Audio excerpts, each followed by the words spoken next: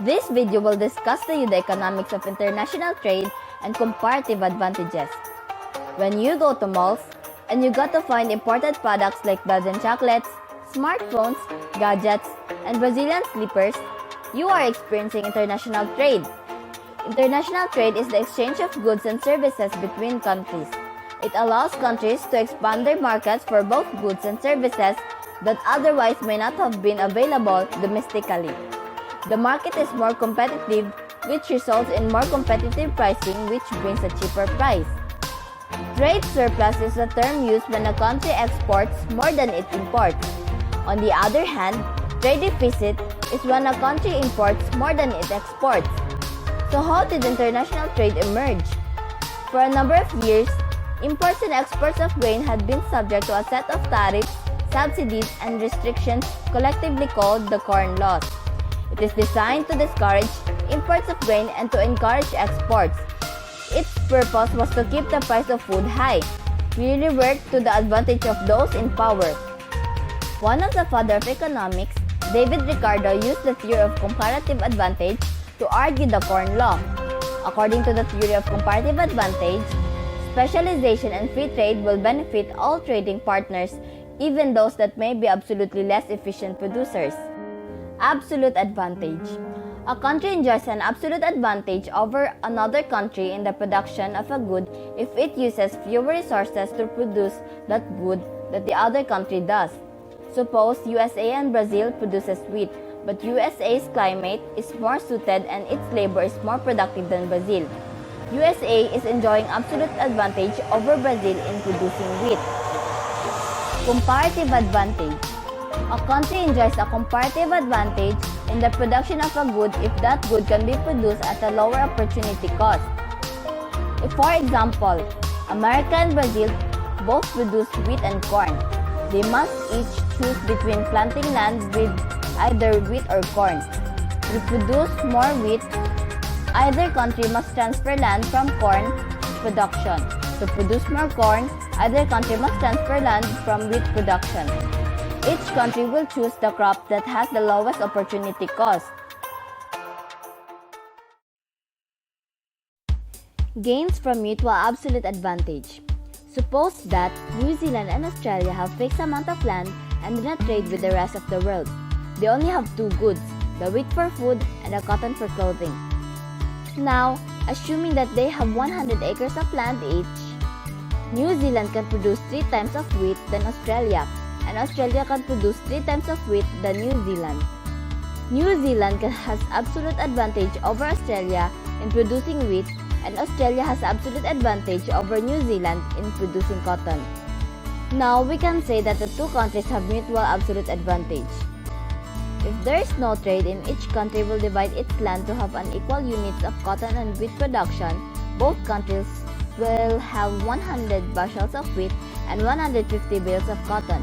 New Zealand will have to put 75 acres for cotton and 25 acres for wheat. Australia does the opposite.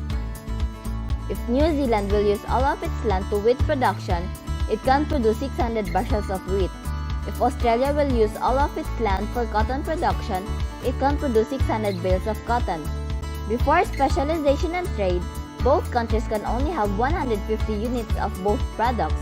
But after specialization and trade, both countries can now have 300 units of both products.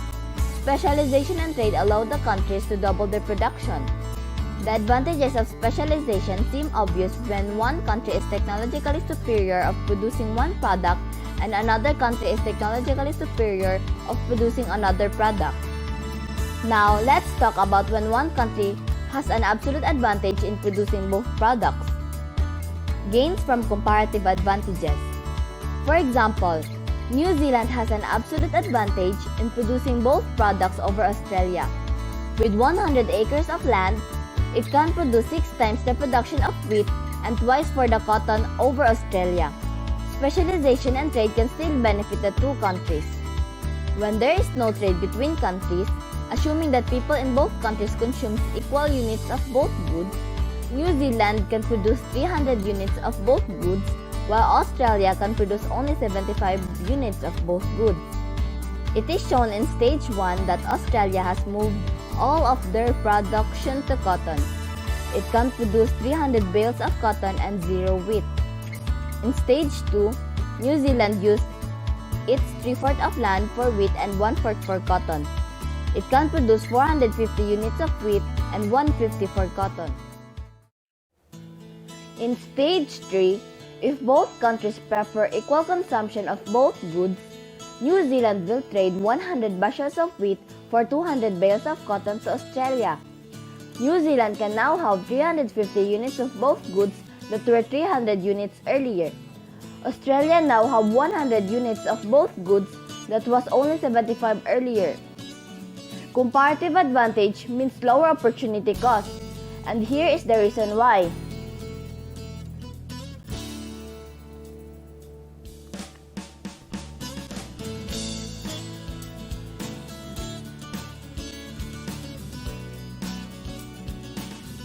Our next question is how that bigger pie is to be divided up between the two countries. The ratio of which a country can trade domestic products for imported products is the terms of trade. Exchange rate. Before a citizen of one country can buy a product made in another country or sold by someone in another country, a currency swap must take place. For example, dollars into yen, peso to real, and euro to won. In Brazil, timber is priced at 3 reals per foot and steel is priced at 4 reals per meter. In the United States, timber costs $1 per foot and steel costs $2 per meter. Suppose US and Brazilian buyers have the option of buying at home or importing to meet their needs. The options they choose will depend on the exchange rate. The sources of comparative advantage. What determines whether a country has a comparative advantage in heavy manufacturing or in agriculture? What explains the actual trade flows observed around the world? Most economists look to factor endowments, the quantity and quality of labor, land, and natural resources of a country, as the principal sources of comparative advantage. Heckscher-Allen ties the theory of comparative advantage to factor endowments. It assumes that products can be produced using differing proportions of inputs. According to this theorem, a country has a comparative advantage in the production of a product if that country is relatively well endowed with inputs used intensively in the production of that input. Comparative advantage is not the only reason why countries trade. Just as industries within a country differentiate their products to capture a domestic market, they also differentiate their products to please the wide variety of tastes that exists worldwide. Just as product differentiation is a natural response to diverse preferences within an economy, it is also a natural response to diverse preferences across economies.